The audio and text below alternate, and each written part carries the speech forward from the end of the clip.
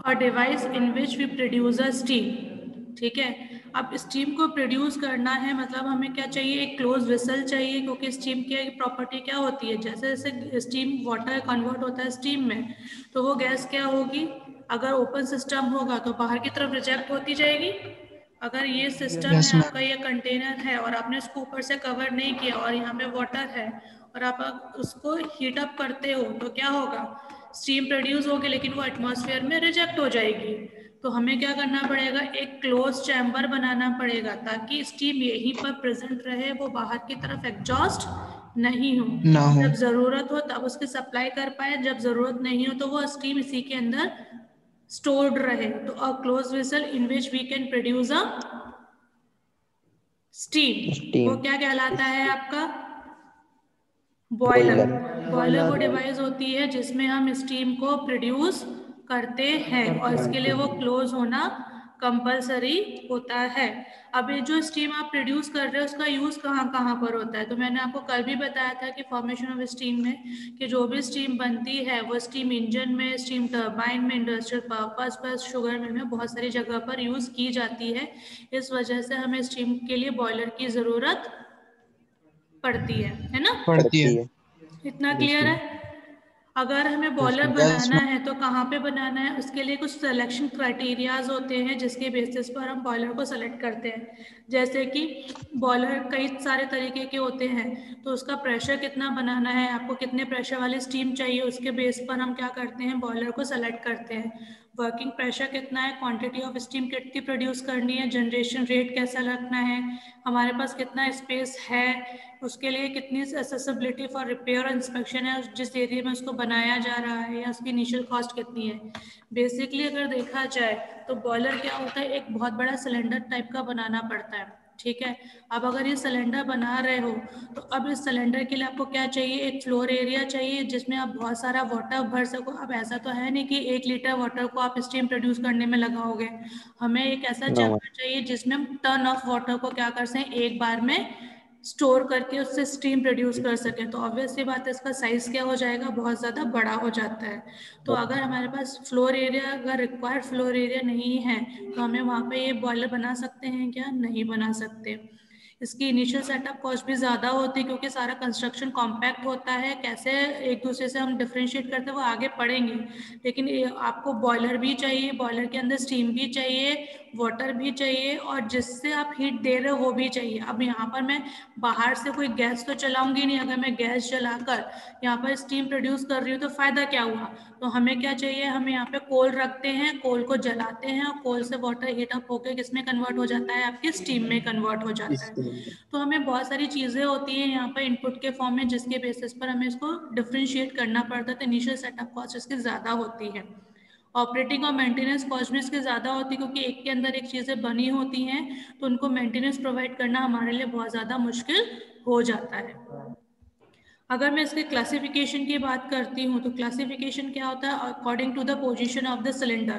तो position of the cylinder का मतलब क्या हो गया कि कैसे सिलेंडर रखा है। अगर सिलेंडर वर्टिकली रखा है तो ये वर्टिकल सिलेंडर हो जाएगा या वर्टिकल बॉयलर हो जाएगा। अगर इसी सिलेंडर को मैं हॉरिजेंटली पुट कर दूँ तो ये कौन सा सिलेंडर हो जाएगा आपका, हॉरिजेंटल बॉयलर। हॉरिजॉन्टल। तो आपका जो सिलेंडर होता है, जो शेल का साइज होता है, शेल जिसमें आपकी हीटिंग प्रोसेस होती है, अगर वो वर्टिकली माउंटेड है तो वर्टिकल बॉयलर, अगर वो हॉरिजेंटल माउंट है तो वो हॉरिजेंटल बॉयलर। अब यहाँ पर अगर हमारा मेन जो डिफरेंस होता है वो यहाँ पर इनके इसके बीच में होता है, according to the relative position of water and hot gases. अब यहाँ पर क्या डिफरेंस होता है कि आपका जो बॉयलर है, उस बॉयलर में अगर हम देखें तो आपको दो चीजें हैं, एक है आपका स्टीम, ठीक है, एक है आपका वाटर, और एक है आपकी गैसेस, फ्लू गैसेस, जो कोयले को जलाने से या जो हीट आप दे रहे हो वो, ये तीन अलग अलग सब्सटेंस है। अब यस इसमें मैम। देखो, वाटर को हम स्टीम से भी नहीं मिला सकते हैं और जहां कोल जल रहा है वहां पे नहीं मिला सकते हैं, मिला सकते हैं क्या। No ma'am. तो हमें क्या करना पड़ेगा, इस वाटर को सेपरेट रखना पड़ेगा, लेकिन रखना इसी सिलेंडर के अंदर है। तो हम क्या करते हैं कि एक चैम्बर बनाते हैं और उसके अंदर एक और चैम्बर बनाते हैं। ठीक है। अब इस दोनों चैम्बर्स में क्या होगा कि अगर यहाँ पर कोल जल रहा है, ये मैंने कोल जलाया है यहाँ पर, ठीक है, तो इसमें आपका क्या जनरेट होगी, हीट जनरेट होगी। अब इसको बंद कर दिया ऊपर से, ठीक है, इतना समझ में आ रहा है। इसके ऊपर वाला जो चैम्बर है, बाहर वाला चैम्बर है, उसको मैंने ना इससे पूरा यहाँ तक ऊपर तक किससे भर दिया, वाटर से।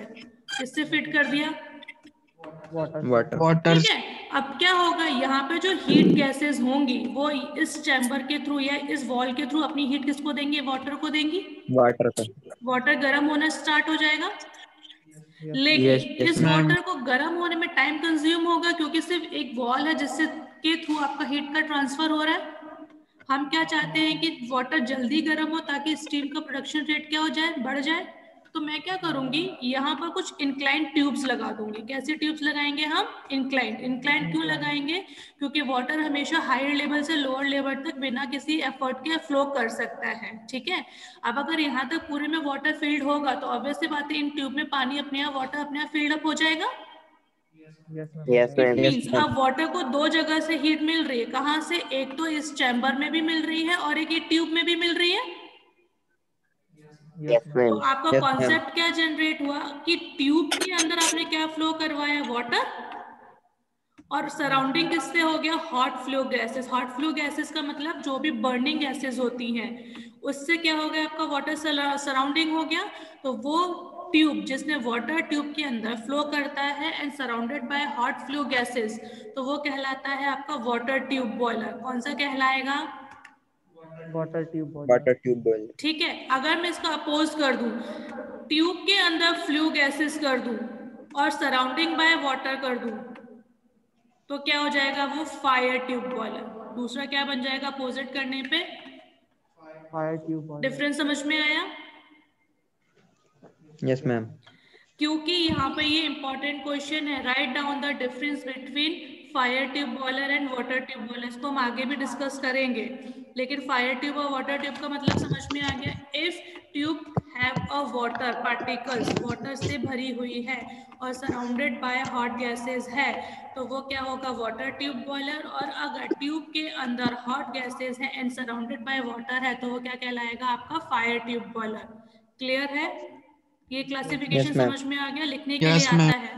देखो डायग्राम भी बनाया है मैंने, ये सराउंडेड बाय वाटर है और इसमें क्या हो रही है, आपकी फ्लो गैसेस फ्लो कर रही है ट्यूब के अंदर। जो ब्लू पोर्शन है वो वाटर को शो कर रहा है और जो रेड पोर्शन या येलोइश पोर्शन है वो किससे शो कर रहा है, गैसेस को। तो ये कौन सा हुआ, फायर ट्यूब बॉयलर हुआ, पहला वाला। दूसरे में देखो ब्लू ट्यूब्स के अंदर ब्लू कलर आ रहा है, इट मींस वाटर फ्लो कर रहा है। तो वो क्या हो गया आपका, वाटर ट्यूब बॉयलर। कंस्ट्रक्शन समझ में आया, दोनों का डिफरेंस समझ में आया। Yes ma'am. ठीक है। According to the location of a furnace, अब फर्नेस क्या होती है, furnace is a place where the, आपका जो कोल होता है, जलता है, जलने के जहाँ पे एक्चुअल में बर्निंग प्रोसेस होती है उसको क्या कहते हैं हम, फर्नेस। जहाँ पे कोल को जलाकर आप हीट जनरेट करते हो, बर्निंग प्रोसेस करते हो, वो जगह क्या कहलाती है, आपकी फर्नेस कहलाती है। तो फर्नेस के अकॉर्डिंग आपके दो तरीके होते हैं, एक तो इंटरनली फायर्ड होता है और एक होता है आपका externally fired.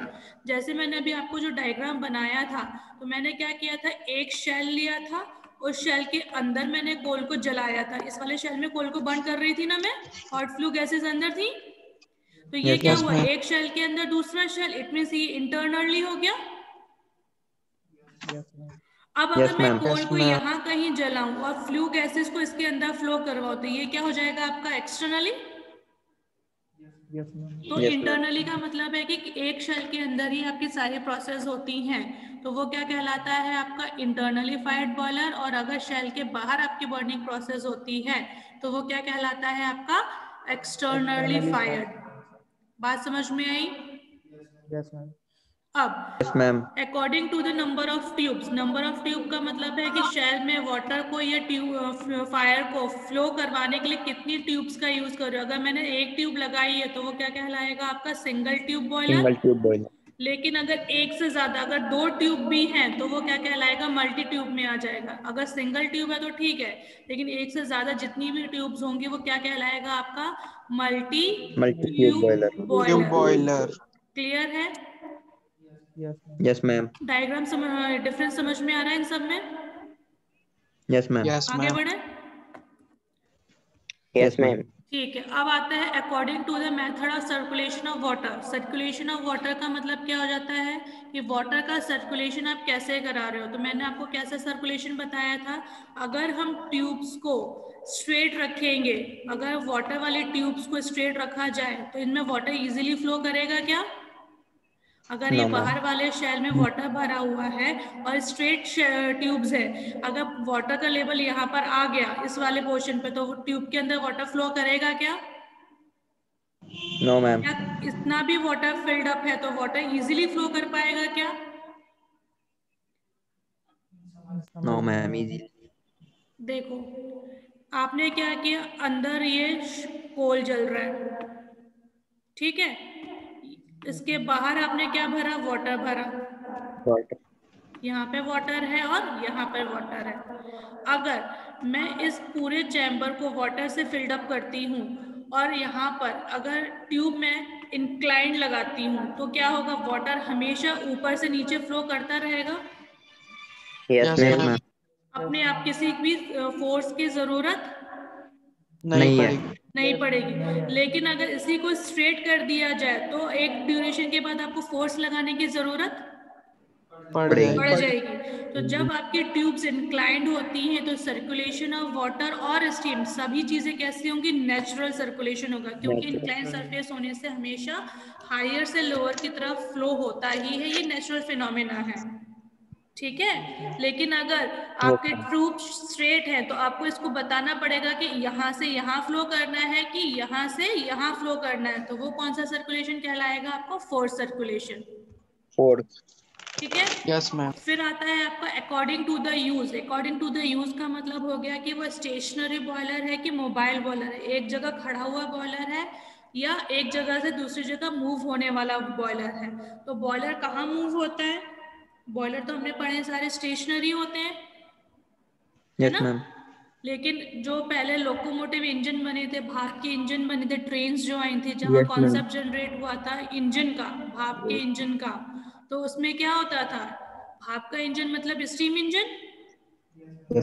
It means we produce a steam with the help of boiler. तभी वो स्टीम मैकेनिकल में कन्वर्ट हो गए, उस इंजन को, ट्रेन को एक जगह से दूसरी जगह मूव करवाती थी। इट मीन्स उस स्टीम इंजन में आपका कहीं ना कहीं बॉयलर का पार्ट होगा, बिना बॉयलर की स्टीम तो प्रोड्यूस होगी नहीं। इट मीन्स उस इंजन में बॉयलर भी था, मैकेनिकल इंजन भी था, जो कि स्टीम को मैकेनिकल एनर्जी में कन्वर्ट करके उस इंजन को आगे की तरफ मूव करवाता था। बात समझ में आई?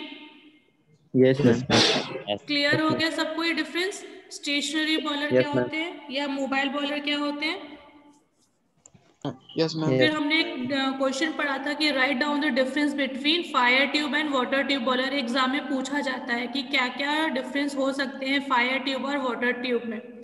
अगर हम फायर ट्यूब और वाटर ट्यूब में डिफरेंस पढ़ते हैं तो मेन 10 डिफरेंसेस मैंने यहाँ पे लिखे हुए हैं। जो फायर ट्यूब बॉयलर्स होते हैं वो जनरली इंटरनली फायर्ड होते हैं, जबकि वाटर ट्यूब बॉयलर क्या होते हैं, जनरली एक्सटर्नली फायर्ड होते हैं। अगर हम फायर ट्यूब बॉयलर्स की बात करते हैं तो ट्यूब्स के अंदर क्या फ्लो करता है, अगर मैं अपने हिसाब से अगर आपको डिफरेंस बताऊं तो कैसे बताएंगे, जो हमने अभी वर्किंग पढ़ी उसके हिसाब से डिफरेंस कैसे बताओगे? सबसे पहला डिफरेंस क्या लिखोगे, a boiler in which water is flow inside the tube, वो क्या कहलाएगा, वाटर ट्यूब। और फायर ट्यूब में क्या होगा, डायग्राम कैसे बनाएंगे, a boiler in which hot flue gases flow inside the tube is known as a fire tube boiler. तो पहला डिफरेंस आपने थ्योरी में लिखा कि in which water is flow inside the tube and surrounded by hot flue gases, और उसका diagram बनाया। फिर आपने उसका डिफरेंस दूसरे में क्या लिखा, in which the hot flue gases flow inside the tube and surrounded by water. तो आपका 2 डिफरेंस बन जाएंगे इजीली। Yes ma'am. ठीक है, अब अगर मैं बात करती हूँ यहाँ पर, अगर वाटर है या अगर डिफरेंस की प्रॉब्लम्स की बात करती हूँ, तो देखो ट्यूब के अंदर अगर लीकेज होगा तो surrounded by hot flue gases है, तो ऑब्वियसली बात है आपको वाटर का फ्लो होता हुआ दिखाई देगा। Yes, ma'am. It means detection of leakage in case of water tube boiler is easily detected by the maintenance observer. Difference समझ में आ रहा है? मैं ये कहना चाहती हूँ कि अगर आपका यहाँ पर कोई लीकेज होगा तो किसमें इजीली डिटेक्ट कर पाओगे? मैम वाटर वाले में। क्यों? क्योंकि ट्यूब के अंदर वाटर है और सराउंडेड हॉट फ्लू गैसेस है। इट मीन्स अगर यहाँ पर कोई होल हो गया तो वाटर आपको फ्लो करता हुआ दिखाई देगा। लेकिन Yes, ma'am. अगर यहाँ पे फायर ट्यूब बॉयलर में कोई लीकेज है और सराउंडेड बाय वाटर है, तो वाटर के बीच में आपको गैसेस का फ्लो होता हुआ दिखाई देगा क्या? इजीली चेक कर पाओगे क्या? No, ma'am. तो easily checking of water tube boiler या leakage of water tube boiler is easily detected, but in case of fire tube boiler it cannot be easily detected. ठीक है, ये डिफरेंस समझ में आया? जो मेन डिफरेंस है मैं वो बता रही हूँ। Yes, ma'am. ये डिफरेंस समझ में आ गया। अब अगर यहाँ पर इजीली डिटेक्टेड किया जा सकता है, पता लगाया जा सकता है, तो मेंटेनेंस करना भी इजी होगा। जबकि यहाँ पे मेंटेनेंस करना जब पता ही नहीं चल रहा, तो जब तक बहुत ज़्यादा नुकसान नहीं हो जाता, जब तक बहुत बड़ा होल नहीं हो जाता जहाँ से आपका बहुत ज़्यादा वेस्टेज शुरू होगा, तभी आप इसको मेंटेनेंस करोगे। तो मेंटेनेंस की कॉस्ट क्या हो जाएगी इसके केस में? मेंटेनेंस करना मुश्किल होगा, साथ में मेंटेनेंस कॉस्ट भी क्या हो जाएगी? हाई हो जाएगी। Yes, ma'am. ठीक है, अब अगर मैं यहाँ पे बात करती हूँ कि वाटर ट्यूब बॉयलर जो होते हैं वो एक्सटर्नली फायर्ड होते हैं, मतलब बाहर से गैसेस आती हैं और हम वाटर ट्यूब्स के अंदर सराउंडेड क्या रहेगी आपका हॉट फ्लू गैसेस और वाटर को हम अंदर की तरफ सराउंडेड करते हैं। अब इससे फायदा क्या होता है कि वाटर आपका बाहर भी है और आपकी ट्यूब्स के अंदर भी। इट मीन्स दो जगह पर आपकी शेयरिंग हो रही हीट की, जैसे मैंने आपको सिलेंडर में बताया था कि आपका अंदर वाले कंटेनर से भी हीट गेन जा रही है यहाँ पे दोनों तरफ, और आपने बीच में ट्यूब्स लगाई हुई हैं, वो भी क्या कर रही हैं? हीट दे रही है। इट मीन्स यहाँ पर जो स्टीम का जनरेशन रेट होगा वो वाटर ट्यूब के केस में ज्यादा हो जाएगा। क्यों? क्योंकि हीट गेन करने वाला सब्सटेंस पूरी तरीके से आपके फ्लू गैसेस से सराउंडेड होगा, तो वो बहुत ज्यादा हीट को गेन करेगा, बहुत ज्यादा हीट को गेन करेगा। इट मीन्स वो जल्दी सेंसिबल हीट से 100 डिग्री पे पहुंच जाएगा, और जैसे ही 100 डिग्री पे पहुंचेगा, ड्यू टू लेटेंट हीट उसका कन्वर्जन किस में स्टार्ट हो जाएगा? आपके वेपर के फॉर्म में। तो production of steam in water tube boiler is higher than the fire tube boiler. Yes, ma'am.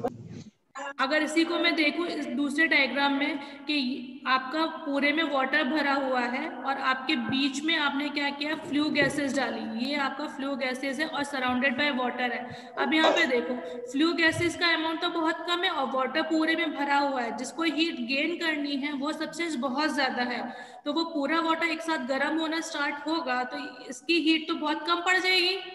तो स्टीम जनरेशन रेट क्या हो जाएगा? अपने आप कम हो जाएगा। तो पावर या steam generation rate in water tube boiler is higher than the fire tube boiler. ये डिफरेंस समझ में आ रहा है? मेन चीजें समझ में आई? Yes ma'am. अब अगर ये एक्सटर्नली फायर्ड होता है तो ऑब्वियसली बात है इसके लिए स्पेस रिक्वायरमेंट क्या हो जाएगी? ज्यादा हो जाएगी। जिसमें एक्सटर्नली फायर्ड है मतलब एक अलग से चैम्बर आपको बनाना पड़ेगा, और अलग से चैम्बर बनाओगे तो स्पेस की रिक्वायरमेंट ज्यादा आएगी। तो बेसिक चीज समझ में आ गई, डिफरेंस समझ में आया, बाकी चीजें तो आप याद कर सकते हो। Yes ma'am. इतना डिफरेंस समझ में आया? Yes ma'am. आगे बढ़ो। यस। अब आते हैं हम बॉयलर के मेन पार्ट्स पे। अगर हमें मुझे बॉयलर को समझाना है तो कैसे समझाएंगे? तो सबसे पहले जो एक बॉडी होती है आउटर बॉडी, जिसके अंदर सारी प्रोसेस होती हैं, उसको हम कहते हैं बॉयलर शेल। क्या कहेंगे हम? पहला point boiler shell. Boiler shell के अंदर सारी प्रोसेस होती है। Cylindrical portion in which all the process take place, वो क्या कहलाएगा आपका? Boiler shell. ठीक। फिर यहाँ पर हमारे पास दो इनपुट होते हैं। इनपुट कौन कौन से दो होंगे? एक इनपुट होगा वाटर, जिसको हमें स्टीम में कन्वर्ट करना है, और एक इनपुट होगा कोल या वुड, जिससे हम वाटर को हीट करते हैं। वुड लेते हैं या फिर ऑब्लिक में क्या ले सकते हैं, हम कोल ले सकते हैं, जिससे हम पानी को या वाटर को गर्म करते हैं। ठीक है, तो जहां पर हम वुड को प्लेस करते हैं, वो एरिया जिसके ऊपर वुड रखा जाता है, वो एरिया कहलाता है आपका ग्रेट। क्या कहते हैं उस एरिया को? ग्रेट। जिसके ये एक जाली टाइप की होती है, जिसके ऊपर हम कोल को रखते हैं। क्या रखेंगे यहाँ पर? ये कोल। अब यहाँ पे जाली बनाने का रीजन क्या है, या बेस पे रखने का? मैंने देखो यहाँ पे इतनी हाइट के ऊपर बनाया ना ग्रेट। क्यों? क्योंकि चाहे आप कोल को जलाओ चाहे आप वुड को जलाओ, ऐश कंटेंट्स प्रोड्यूस होते हैं। Yes ma'am. अगर वो ऐश कंटेंट्स सिलेंडर के अंदर या शेल के अंदर ही रहेंगे, तो आपका जो गैसेस हैं वो उसके साथ वेस्ट होने लगेंगे, क्योंकि वो भी हीट को गेन करेंगे। तो हमें क्या करना पड़ता है, उन ऐश कंटेंट्स को बार बार रिमूव करना पड़ता है, अंदर स्टोर नहीं रहने देते हैं। तो इसी वजह से हम यहाँ पे क्या करते हैं, एक स्पेस छोड़ देते हैं और यहाँ पर एक होल बनाते हैं, सो दैट जो भी ऐश कंटेंट्स हो इस होल के थ्रू हम क्या करते हैं, कर सके, टाइमली रिमूव कर सके। ये चीज समझ में आई? ग्रेट वो प्लेस होती है जहां पर आप कोल को रखकर जलाते हो। अब इस कोल को रखने कर अंदर सप्लाई करने के लिए, फीड करने के लिए यहाँ पर हमें एक डोर देना पड़ता है, जिसके थ्रू हम क्या करते हैं, इस डोर को ओपन करेंगे तो आपको सामने गेट दिखेगा।